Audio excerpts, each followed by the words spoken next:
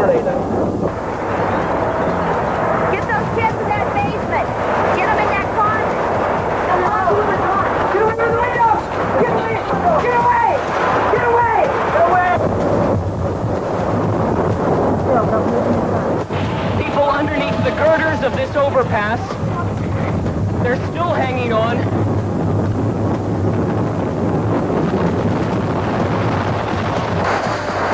Oh my God, we're having an earthquake. Wait a minute. Hold on. Hold on. Can you feel that? There go the lights. Oh.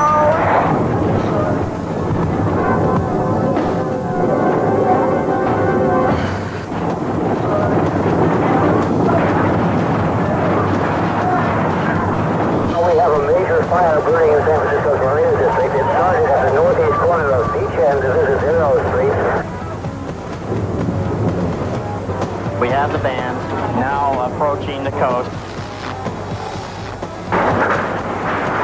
So we're just starting the long period of about 12 to 16 hours where we're going to experience the thrust of this hurricane.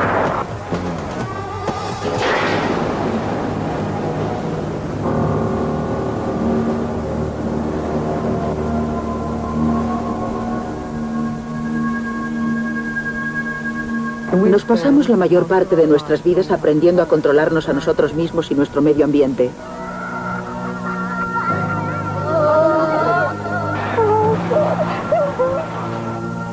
Y de repente te despiertas y comprendes que no tienes ningún control.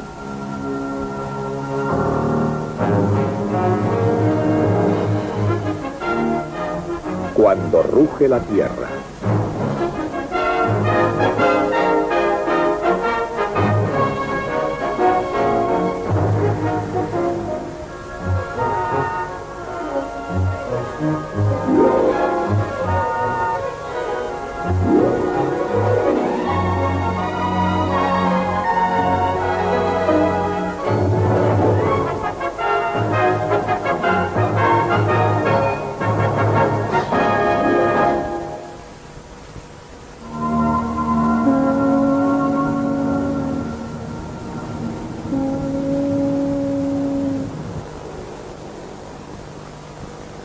En todas las ciudades del mundo nos embarcamos en nuestra rutina diaria, seguros de nuestro entorno, confiados en que llevamos una vida ordenada y previsible. Pero en cualquier momento esa confianza puede venirse abajo si la naturaleza demuestra que sigue teniendo la última palabra. Cuando menos lo esperamos, cuando menos preparados estamos, puede llegar el desastre. Y pocos desastres naturales resultan tan inquietantes como un terremoto.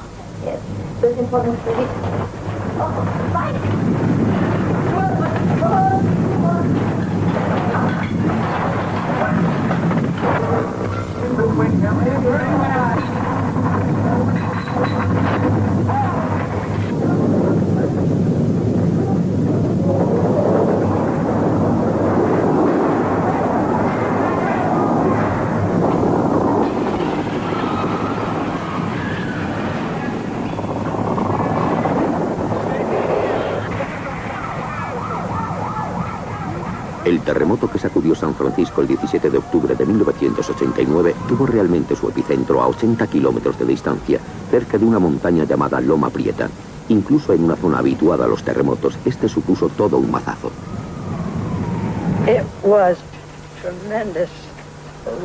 Fue tremendo, créanme. Me aferré a la vida. Hubo un movimiento repentino. La tienda entera se movía, el techo, las vigas. La pantalla del televisor se apagó. Los cristales se rompieron. Una mesa de mármol grande salió volando y se hizo añicos como si fuese de cristal.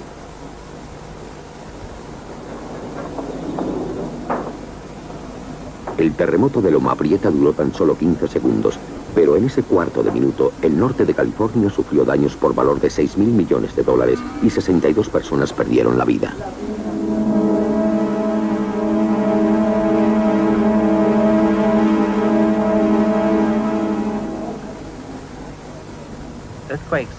Los terremotos no son agradables. El suelo se mueve bajo tus pies. La mismísima esencia de la estabilidad queda en entredicho. Y eso aparte de los daños, la destrucción y las muertes. Un terremoto es algo horrible y no tiene ninguna gracia. Yo creo que los terremotos dan tanto miedo porque no tienes ningún aviso. Es lo único, aparte de una guerra nuclear, que ocurre así. Vives en una ciudad grande y preciosa y 10 segundos después está en ruinas. Los terremotos han dejado su huella destructiva en todos los continentes. En 1948, la ciudad de Fukui, en Japón, se vino abajo por un temblor varias veces más potente que las bombas atómicas que destruyeron Hiroshima y Nagasaki.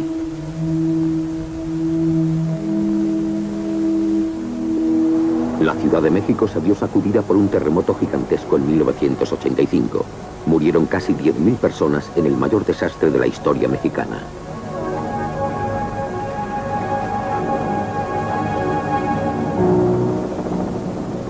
En septiembre de 1993, un terremoto devastó el estado hindú de Maharashtra. A pesar de varios temblores previos, la mayoría de las víctimas estaban dormidas cuando sus casas se les derrumbaron encima.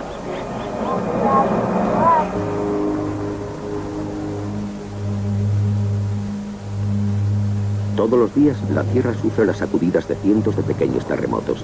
La mayoría pasan desapercibidos. Normalmente tienen lugar a lo largo de los bordes de las finas placas que cubren la Tierra a modo de cáscaras de huevo. Impulsadas por el calor que surge del profundo núcleo de la Tierra, las placas chocan entre sí a lo largo de unas líneas llamadas fallas. Cuando las placas ven frenado movimiento, se acumula la tensión. Por último, la falla cede. La energía liberada recorre la superficie en forma de ondas sísmicas. Uno de los lugares en los que los bordes de las placas saltan a la vista de forma dramática es la falla de San Andrés, de 1.100 kilómetros de longitud. Esta es la fuente de la mayoría de los terremotos de California. Pero para California, así como para la mayor parte del mundo, el movimiento de las placas resulta también una fuerza creativa indispensable. Si no tuviésemos terremotos, si no tuviésemos ese gran flujo de calor en el interior del planeta, la Tierra sería un lugar frío y muerto. Si no fuese por ese gran flujo de calor, no habría continentes, ni mares, ni atmósfera. La Tierra estaría tan muerta, seca y fría como la Luna. Mires a donde mires en California, las montañas están creadas por la acción de los terremotos en su mayoría. Son en realidad estos los que crean la topografía, los valles, las montañas, los que controlan los cursos de los ríos y hacia dónde va todo. Los terremotos han ido moldeando el paisaje de California desde tiempo inmemorial. Solo en los últimos 100 años la civilización se ha metido por medio. Hacia principios de siglo, San Francisco era una metrópolis en expansión, un emblema de la nueva prosperidad de California.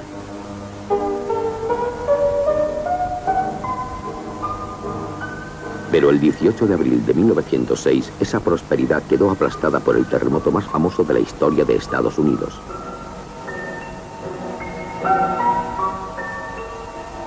La mayor parte de la ciudad resultó destruida por los consiguientes temblores e incendios. Muchos de los escombros calcinados por los incendios fueron a parar a la bahía de San Francisco, añadiéndose a unos bancos de tierra ya existentes que con el tiempo acabarían formando parte de la propia ciudad. Hoy en día, esos escombros yacen bajo el sector del distrito portuario. Y fue esta la zona más dañada por el terremoto de 1989. El problema residió en que los escombros del desastre de 1906 estaban enterrados bajo la superficie y al verse sacudidos por un nuevo terremoto se vinieron literalmente abajo, al igual que gran parte del barrio. El construir sobre suelo tan inestable supone un problema en el mundo entero. La Ciudad de México se levanta sobre el lecho de un lago seco. El terremoto de 1985 tuvo realmente su epicentro a cientos de kilómetros de distancia, pero hizo que la tierra blanda que había bajo la capital se convirtiese en una masa casi líquida. Los edificios sencillamente se hundieron. Las víctimas quedaron aplastadas bajo toneladas de acero y cemento. Es una pesadilla moderna, la infraestructura urbana derrumbándose a nuestro alrededor. A los geólogos y los ingenieros les gusta recordarnos que no son los terremotos los que matan a la gente, sino los edificios. Ciertas estructuras, como los puentes y las autopistas, son especialmente vulnerables a los temblores. En el terremoto de San Francisco, la mayoría de las muertes tuvieron lugar en la autopista Nimitz, cuando una sección de 3 kilómetros de longitud de la pista superior se hundió y abajo ella. Ed Makery conducía un camión de carga cuando sucedió. No había tráfico. Iba a unos 90 por hora y de repente sentí como si hubiese pinchado. No tenía ningún control sobre el camión. Por suerte no llevaba a nadie a mi lado porque iba dando bandazos. Pisé el freno y por el retrovisor vi lo que parecía la autopista cayéndose y yo no entendía nada. Vi cómo los coches y los camiones iban desapareciendo bajo los escombros y supe que estaba muerto. Era imposible escapar, no podía hacer nada.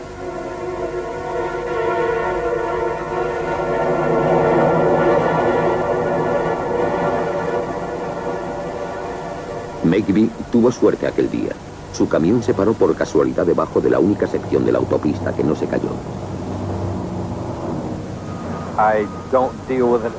No lo llevo tan bien como la gente cree. Voy conduciendo por cualquier parte y de repente creo que la autopista se me va a caer encima. Ed Megby escapó sin un rasguño.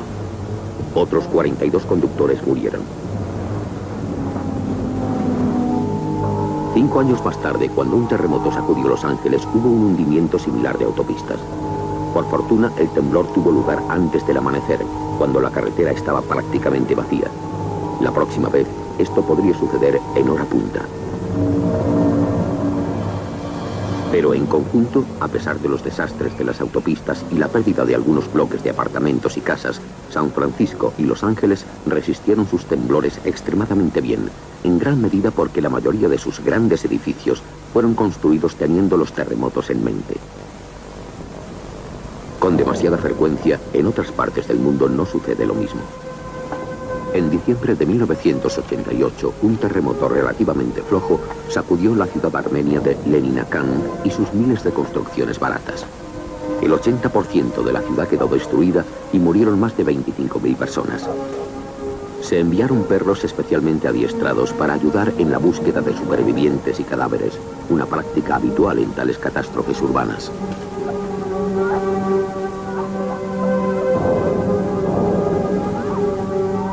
Por fortuna, Leninakán era una ciudad pequeña. Tangshan, en el norte de China, no lo era. Justo antes del amanecer del 28 de julio de 1976, un terremoto asoló todo Tangshan. Fue el primero de la historia moderna en dar de lleno sobre una gran ciudad.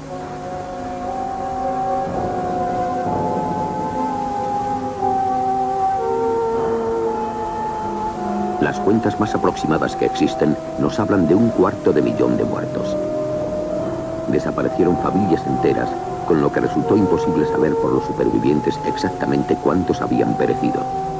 Aparte del derrumbamiento de edificios, los terremotos plantean otros problemas especiales en los entornos urbanos. Los gasoductos estallan en llamas al quebrarse y la rotura de las tomas de agua puede hacer casi imposible la labor de los bomberos. En el terremoto de 1989, el Cuerpo de Bomberos de San Francisco luchó contra 34 grandes incendios de forma simultánea. Al estar cortado el suministro de agua, hubo que usar barcos bomba para extraer agua de la bahía de San Francisco. Por desgracia, los terremotos en las grandes ciudades, con sus consiguientes horrores, no son hechos inusitados. Si miramos un mapa y señalamos las ciudades verdaderamente grandes del mundo y lo comparamos con un mapa de los grandes terremotos realmente destructivos del último milenio, veremos casi una correspondencia paralela. Creo que podemos ser testigos de un gran número de estos fenómenos devastadores en las próximas 3 o 4 décadas que van a dejar al mundo horrorizado. El próximo gran terremoto urbano podría tener lugar en Tokio. Esta gigantesca metrópolis, con una población de más de 27 millones de habitantes, se levanta sobre un transitado cruce de 3 placas tectónicas. Todos los días se producen pequeños temblores y los grandes tienen lugar con demasiada frecuencia. En 1923, Tokio quedó prácticamente destruido por un tremendo terremoto.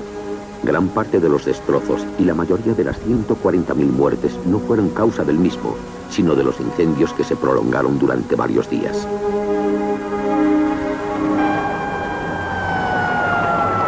El 1 de septiembre, aniversario del terremoto de 1923, se conmemora todos los años como el Día del Desastre. Los cuerpos de bomberos y los equipos de socorro realizan demostraciones públicas, mientras que los ciudadanos corrientes pueden probar lo que se siente en un gran terremoto y hacer sus pinitos apagando fuegos. Los japoneses están orgullosos de su preparación ante estos fenómenos y tienen buenas razones para ello. El Tokio moderno dispone de algunos de los edificios más avanzados del mundo en resistencia a los terremotos. Sus rascacielos son edificios inteligentes e incorporan dispositivos tales como estabilizadores de movimiento y giroscopios internos.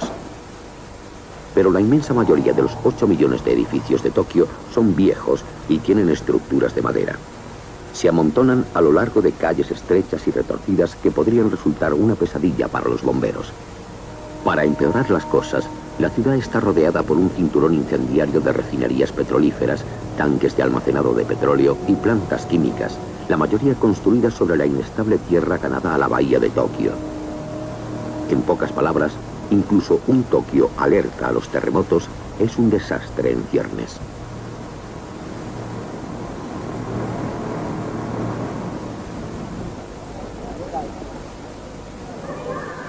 La inquietante realidad es que ningún lugar del mundo se encuentra completamente a salvo de los terremotos. Ni siquiera las zonas en las que los temblores son muy escasos y los preparativos no existen. El este de los Estados Unidos y Europa no son precisamente un nido de actividad sísmica. Pero se han producido grandes terremotos en casi todas las zonas del mundo en un momento u otro. Y al contrario que los rayos, los terremotos sí golpean 2 veces. Es solo cuestión de tiempo.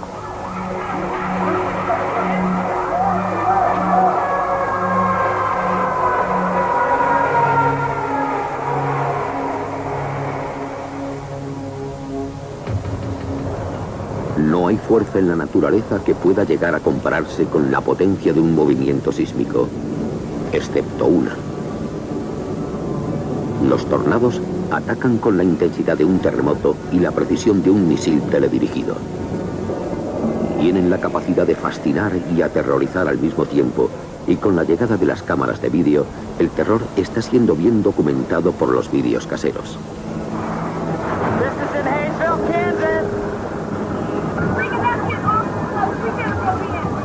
It's going to hit our house, Mom. Just looking for it to hit. It's tornado. A veces, las cámaras reciben más de lo que les gustaría. A orillas de un lago de Minnesota, una idílica tarde de verano está a punto de transformarse por la llegada de un tornado. Look at that funnels. En cuestión de segundos, la curiosidad dará paso al pánico. Look at there. Look at the highway trees. Oh, power line just went out. Look at them. Oh, power lines. I'm getting every power line out. Here it comes. Here it comes. Here it comes. It's right out here. Up 10 feet from it, and all the electricity, all the power lines are going. We'll film from the inside. We're filming. We're filming. You're right there. Don't stand by the window. Can't open the windows.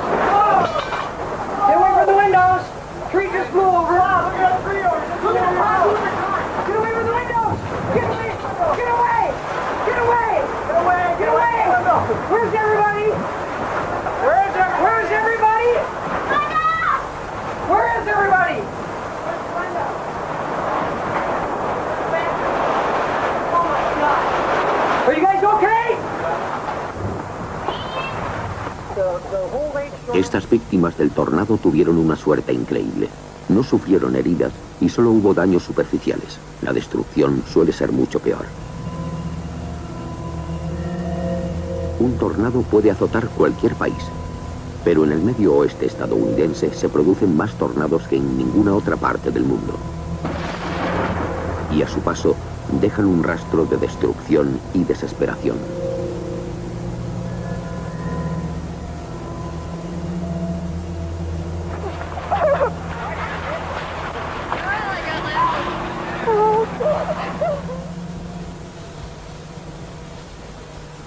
Simulado en un laboratorio, un tornado resulta bastante fácil de analizar. En realidad se trata de un remolino de opuestos convergentes. El aire caliente que sube choca contra el aire frío que baja. El aire seco se encuentra con el húmedo y los vientos superiores se estrellan contra los inferiores. En la naturaleza, ello provoca lluvias torrenciales, rayos peligrosos, granizadas y fuertes vientos de hasta 500 kilómetros por hora. Los tornados avanzan con rapidez, sobre todo a través del terreno poco accidentado de las llanuras. Al verse atrapado en el camino de un tornado en Kansas, este equipo de televisión tuvo como única alternativa sensata ponerse a cubierto. Listen to the wind. Let's go. Go. Shoot it. Better floor it. Shoot it. We're all right. Just stay in it. You're okay. Keep going, man. Keep going. Faster? No. Yeah. Lots faster, Greg. Catching us. You gotta go, buddy. You gotta really go.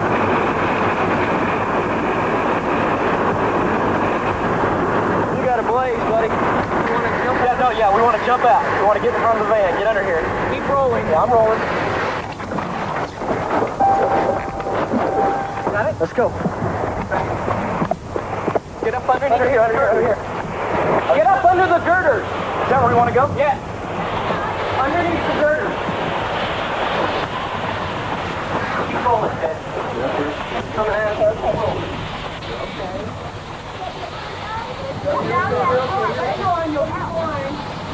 Hang on to the girders. Don't worry about it. Hang on. That's what you're doing.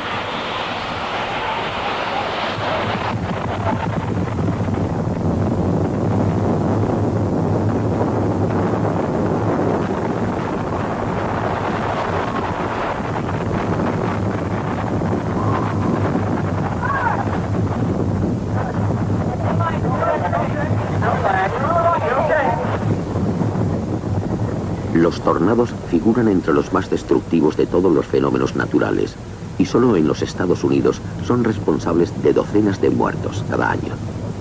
Pero un tornado actúa sobre un radio limitado y rara vez dura más de 20 minutos. Aún más devastadores resultan los ciclones tropicales, llamados tifones en el Pacífico, y huracanes en el Atlántico Sur y el Caribe. Estas gigantescas tormentas pueden tener un ancho de cientos de kilómetros y durar varios días, dejando a su paso un reguero de destrucción. Los ciclones tropicales visitan ciertas zonas del mundo con una regularidad que da miedo y causan impresionantes pérdidas de vidas y bienes materiales. En 1970, un tifón enorme asoló lo que en aquel entonces era el este de Pakistán, dejando más de 300.000 muertos. Frustrados en parte por la lentitud de los esfuerzos de apoyo, los habitantes de la región se segregaron un año más tarde para crear la nueva nación de Bangladesh. Bangladesh sigue recibiendo el frecuente azote de los tifones asesinos, agravados por las tempestades. Olas gigantes impulsadas por el viento que inundan este país tan llano. En el hemisferio occidental, las islas del Caribe y la costa sureste de los Estados Unidos son el objetivo primordial de los huracanes. El desastre natural más destructivo de la historia de los Estados Unidos fue el huracán Andrew. We have the band now approaching the coast. So we're just starting the long period of about 12 to 16 hours where we're going to experience the thrust of this hurricane.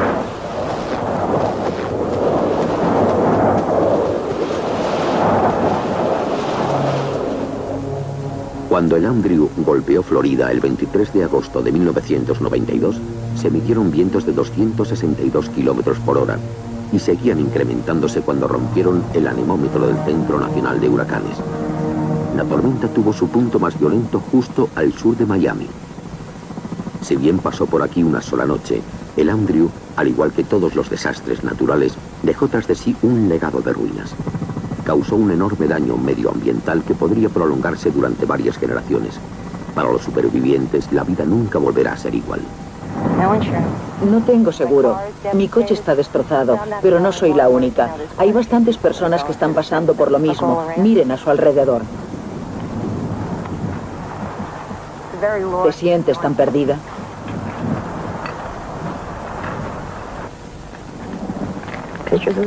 Fotos de la familia. Esta es mi sobrina y mi nieta.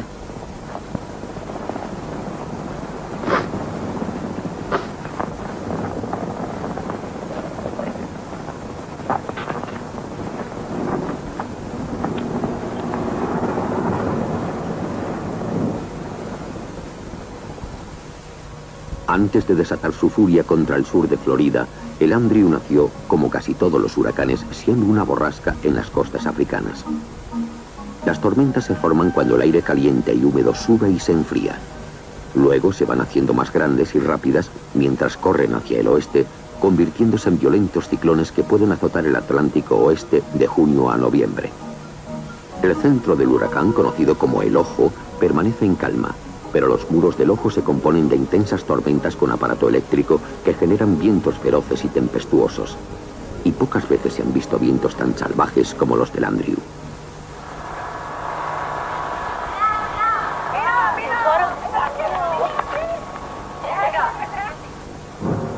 El temporal arrojó un balance de 62 muertos y convirtió en auténticos desguaces algunas zonas del sur de Florida. Este huracán causó más daños materiales que ningún otro desastre natural en la historia de los Estados Unidos. Estamos hablando del orden de 15 o 30 mil millones de dólares. Podía haber sido mucho peor. El Andrew pasó a solo 30 kilómetros del centro densamente poblado de Miami. Aún así, 160.000 personas se quedaron sin hogar.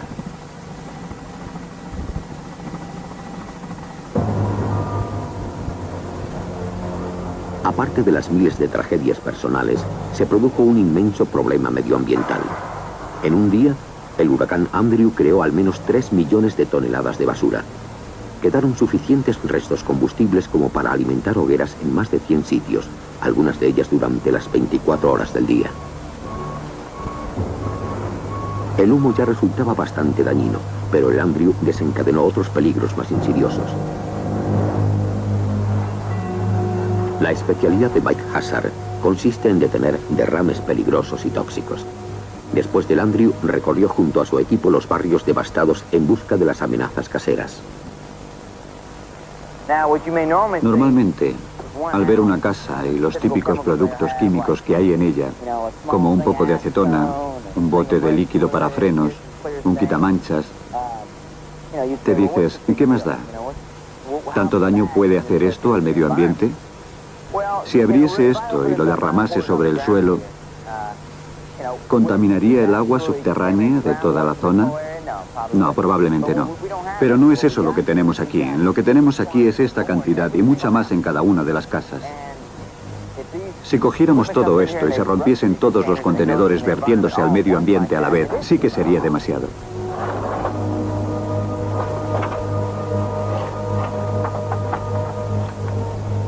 Esto es tan solo una fracción de los desperdicios peligrosos que se recuperaron de las ruinas de miles de hogares. Nadie sabe qué cantidad de material tóxico quedó sin contabilizar. En el caos que sigue a un desastre natural como el del huracán Andrew, la supervivencia de las personas es la máxima prioridad, pero los animales también son víctimas. El Zoo Metropolitano de Miami se interpuso directamente en el camino del Andrew. El zoo sufrió graves pérdidas, incluidas cientos de valiosas aves tropicales y 5 grandes mamíferos. De forma milagrosa, la mayoría de los animales resultaron ilesos a pesar de estar al aire libre, expuestos a la feroz intensidad de la tormenta. Nadie sabe muy bien cómo pudieron sobrevivir, porque no había nadie para observarles. Muchas de las instalaciones del zoo quedaron destrozadas y se tardarán décadas en sustituir los árboles que ofrecían una sombra vital. Pero el largo proceso de la restauración comenzó de inmediato. Recibí cartas y cheques de todos los estados del país apoyando al zoo. Gente que no conocíamos, que jamás había estado aquí.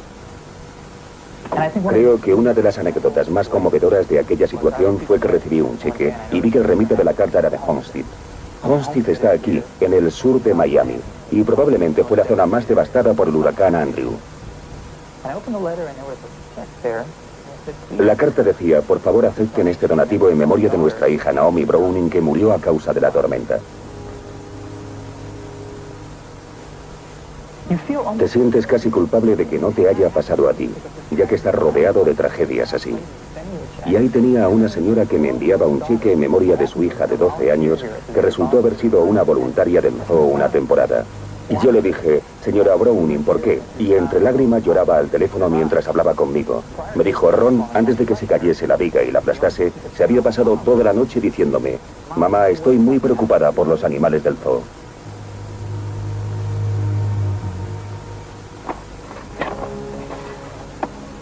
Tras el paso del huracán, los supervivientes deben intentar sacar el mayor provecho de lo que queda. Es un proceso largo y lento. Reconstruir vidas deshechas y sustituir sueños rotos. Pero los residentes del sur de Florida deben afrontar también el hecho de que otro gran huracán se avecina, quizá el año que viene o al siguiente. El problema a largo plazo es que la gente construye sus casas en las zonas más vulnerables a las tormentas tropicales. A lo largo de todo el globo, si el urbanismo costero continúa sin freno, cada vez más gente se encontrará en mitad del camino de los grandes huracanes y tifones. Puede que entonces dichas tormentas sean más costosas y más mortíferas que nunca.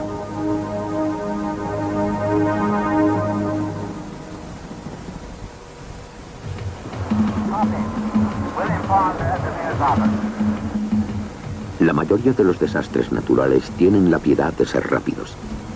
Los terremotos duran tan solo unos segundos. Los tornados rara vez tocan el suelo más de unos pocos minutos. Incluso los huracanes vienen y van en cuestión de horas. Pero una inundación es un desastre a cámara lenta. Puede durar mientras la lluvia siga cayendo, mientras el agua continúe subiendo. Algunas inundaciones tienen proporciones bíblicas y se prolongan durante semanas o incluso meses.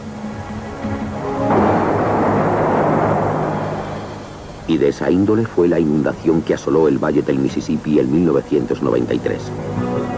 Los habitantes de la zona están acostumbrados a las crecidas periódicas del río. A menudo se han batido en duelo con los elementos para salvar sus hogares. Se niegan a quedar separados ante el desastre. Pero 1993 trajo consigo la peor inundación desde hacía un siglo y medio. El Mississippi pasó a ser un adversario monstruoso y la lucha se prolongó varios meses.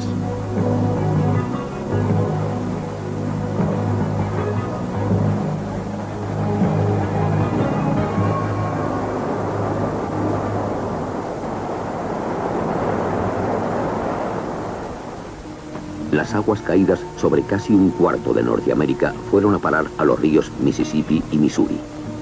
En la primavera del 93, sus afluentes se vieron abrumados por unas lluvias incesantes que convirtieron las tierras que los separaban en lo que algunos denominaron el sexto gran lago. A mediados de julio, con la convergencia de unas crecidas sin precedentes sobre St. Louis, docenas de pueblos río abajo se enfrentaban al peligro de ser borrados del mapa. Pueblos como St. Genevieve, en Missouri. Fundada por colonos franceses hacia 1740, St. Genevieve es la colonia europea de más antigüedad en la orilla occidental del Mississippi. Parte de su arquitectura colonial francesa no existe en ningún otro lugar de los Estados Unidos, y si el río se salía con la suya, ese rico legado pronto iba a desaparecer. Allí donde se pudo mantener el agua a raya, el pueblo se salvó gracias a un muro provisional de sacos de arena y a una extraordinaria cruzada de voluntarios. Gente de todas las clases sociales, desde los locales hasta la Guardia Nacional, unieron sus fuerzas para intentar salvar lo que quedaba de St. Genevieve. La batalla prosiguió durante todo el verano mientras el río seguía creciendo, pero en cierto modo, los habitantes del valle del Mississippi fueron afortunados. Mientras esperaban cada nueva crecida, podían prepararse para el asalto. Pero muchas inundaciones tienen lugar deprisa, demasiado deprisa para poder responder. En el sur de Francia, en 1992, las lluvias torrenciales aumentaron el nivel de los ríos hasta en 15 metros en tan solo unas horas. Las consiguientes inundaciones sorpresa arrasaron pueblos indefensos y docenas de personas se ahogaron.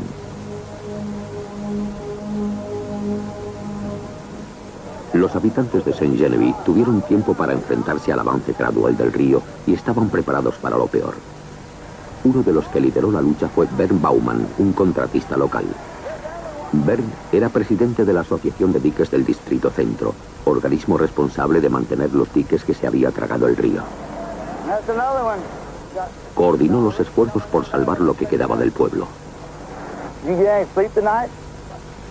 Well, about 15 minutes or what? We got contractors, we got the National Guard in here, and a lot of civilian help and local people here. And we're just coordinating everything and trying to get the units to work together. And just a minute. Sonny, we're gonna need La crecida del río también había inundado el pueblo de gente. Casi 10.000 personas de 34 estados diferentes.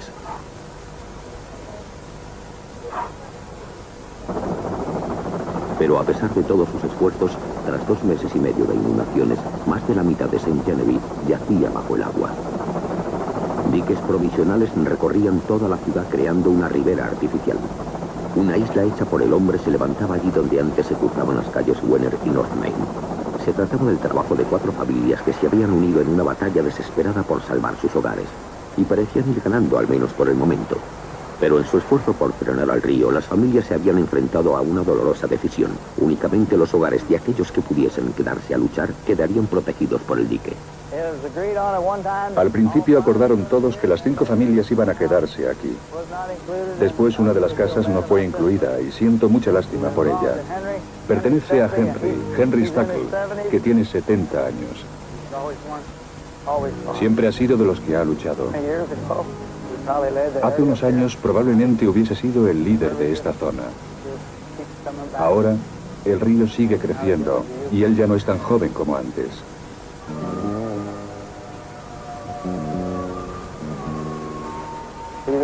Es un gran luchador.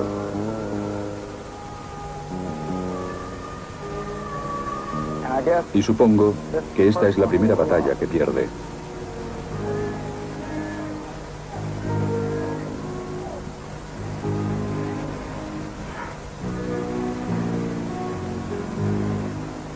La escaramuza se había ganado con mucho esfuerzo, pero la isla era, como mucho, un sustituto provisional de los diques fijos.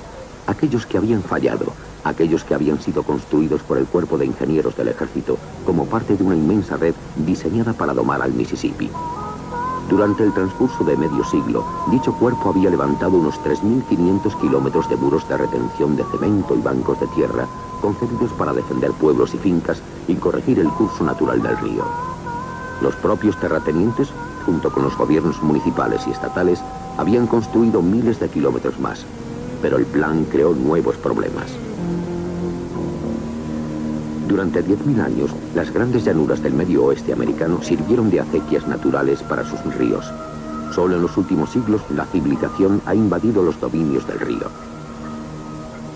A medida que se iban levantando y extendiendo los diques, el caudal quedaba cada vez más oprimido y la velocidad y la presión del agua se iban acumulando. Cuando aquellos ya no pudiesen contener el río, se desbordaría con una fuerza multiplicada por su tremendo volumen. Eso fue lo que ocurrió en el verano del 93 en lugares como la isla Kaskaskia, a 14 kilómetros al sur de Saint Genevieve. Allí ni el mayor de los esfuerzos podría haber mantenido los diques o salvado el pueblo. It was an amazing sight, the Mississippi River flexing its seemingly unlimited muscle. Dozens of homes and other buildings, including the town's church, all underwater. Some islanders believe the flood will be the death of a community whose history goes back nearly 200 years.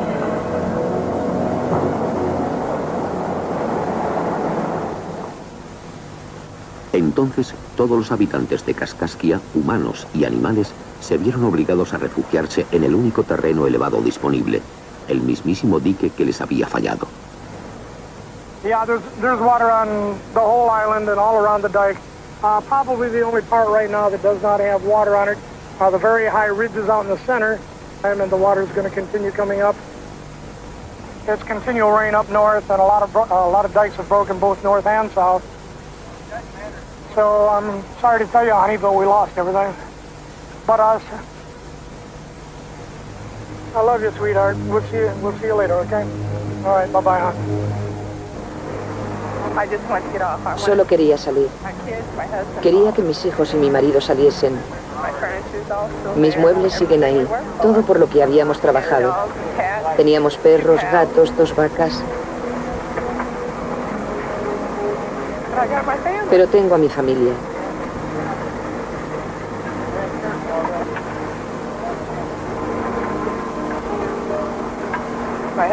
Mi marido nació y se crió aquí. No quiero volver aquí. No pienso volver a perderlo todo.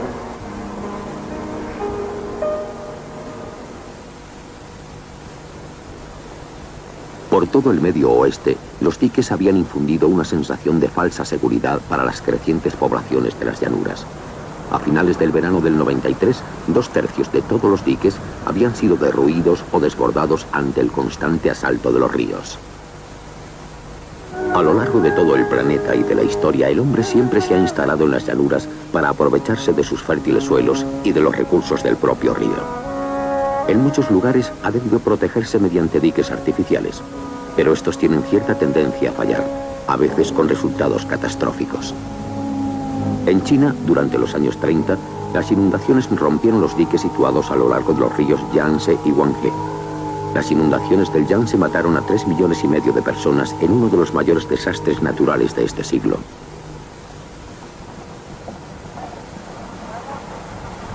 En los alrededores de Saint-Geneviève, incluso allí donde los diques estaban por encima de la crecida, el río seguía encontrando la forma de penetrarlos. Tras 8 semanas de inundaciones, empezaban a surgir puntos problemáticos en los muros de tierra. Hasta un pequeño chorro de agua podría suponer una grave amenaza. En cuestión de minutos, esta situación pasó de ser una amenaza a ser una catástrofe. Bert Baumann no estaba dispuesto a darse por vencido después de luchar tanto tiempo y decidió jugárselo todo a una carta dirigiéndose hacia la vía de agua.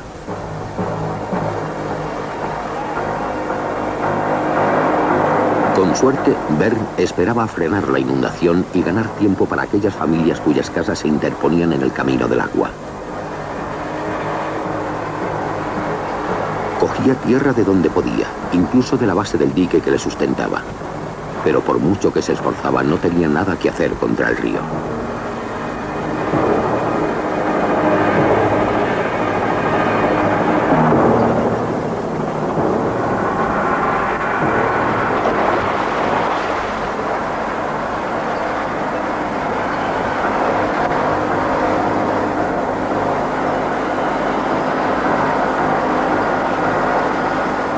Pronto, el resultado se hizo evidente. Ya solo quedaba sacar a hombres y máquinas del tambaleante dique y evacuar las casas de la zona posterior.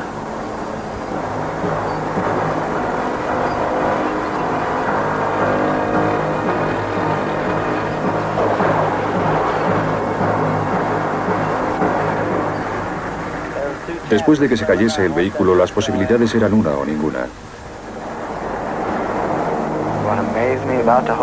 Lo que me dejó asombrado fue lo rápido que resultó todo.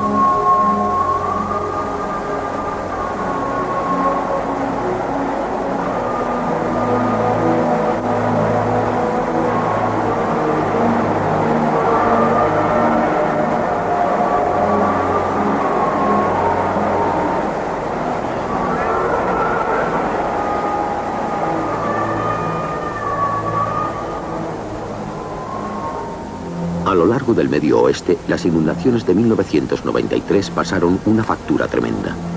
10.500 millones de dólares en daños, 56.000 hogares inundados o destruidos, 93.000 kilómetros cuadrados bajo el agua y unas 50 vidas perdidas a manos del río. En lo que respecta al pueblo de Saint-Geneviève, se había salvado al menos la mayor parte. Pero cientos de edificios se perdieron o resultaron dañados. Saint-Geneviève no puede permitirse muchas más victorias como esta. Estas inundaciones nos dejaron lecciones importantes que aprender, y algunas personas las siguieron al pie de la letra. En el pasado, la mayoría de las víctimas de las inundaciones habían regresado y reconstruido sus casas como si nada, pero esta vez sería diferente. En algunos lugares, el río recibió permiso para quedarse con las tierras que había reclamado. Miles de hectáreas de fincas situadas en depresiones del terreno se dejarán a merced de nuevas inundaciones. Muchas familias y pueblos enteros han decidido abandonar la lucha y trasladarse a zonas más elevadas, donde estarán a salvo la próxima vez que se desborda el río. Estos cambios de costumbres y política corroboran la idea de que no podemos luchar contra la naturaleza y ganar. Por fin está quedando claro que no podemos impedir los desastres naturales, pero quizás podamos aprender a predecirlos.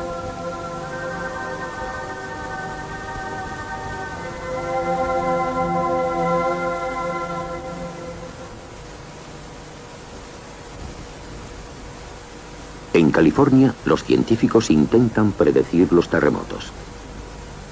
Nos encontramos en el adormilado pueblecillo de Parkville. Cada 22 años, más o menos, un potente terremoto sacude esta zona. Y cuando llegue el próximo, el sismólogo Alan Lynn espera estar preparado.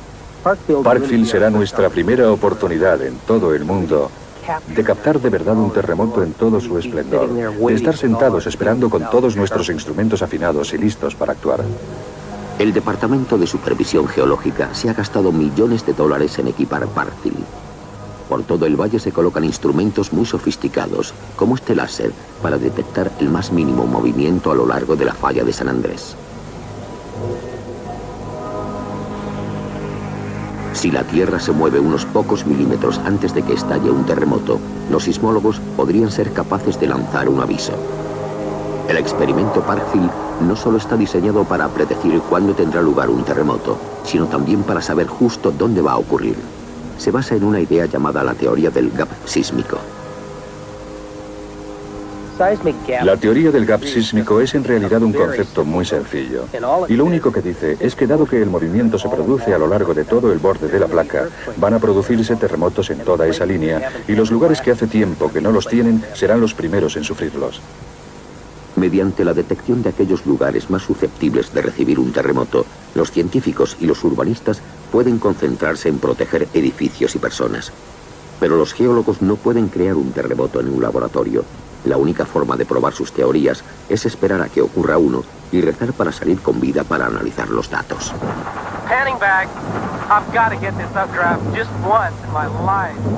Observar tornados plantea ciertos retos y emociones.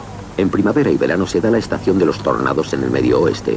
Hay todo un ejército de buscadores de tormentas que anda suelto y las cámaras de vídeo están ya al alcance de cualquiera. Enfrentarse cara a cara con un tornado es una obsesión tanto para los buscadores de tormentas aficionados como para los científicos. Puede parecer un juego, pero la recompensa es una valiosa información sobre el nacimiento y la conducta de estas tormentas asesinas.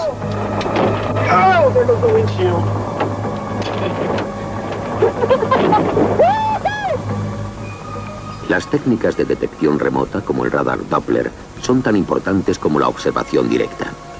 Durante las 2 últimas décadas, este radar ha revolucionado el estudio de los tornados. Utilizado en un principio por el ejército para detectar misiles enemigos, el Doppler es tan sensible que puede captar el movimiento de un insecto a más de 60 kilómetros de distancia.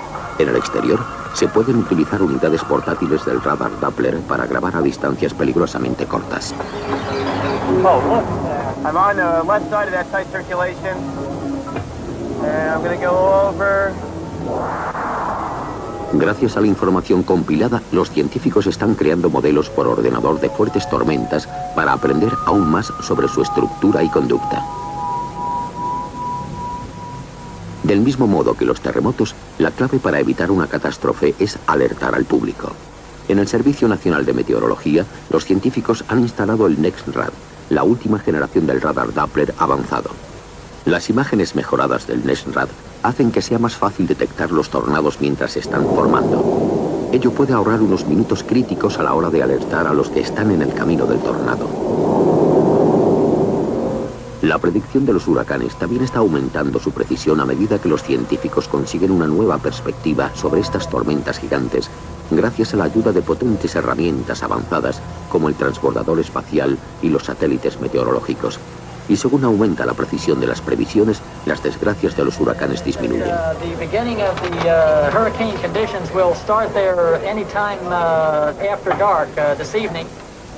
Hoy en día, cuando se forma un huracán sobre el Atlántico, el Centro Nacional de Huracanes en Miami actúa como un centro de distribución de información. Analiza datos, emite previsiones y, lo que es más importante, envía advertencias al público.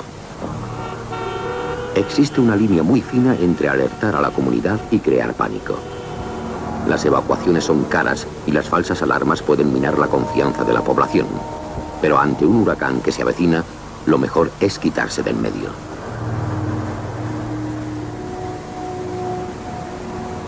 Al igual que las inundaciones, los terremotos y los tornados, los huracanes nos recuerdan que hay fuerzas muy potentes que se escapan a nuestro control. No hemos conquistado la naturaleza, ni nunca la conquistaremos. Pero tal vez podamos aprender a sobrevivir a su furia.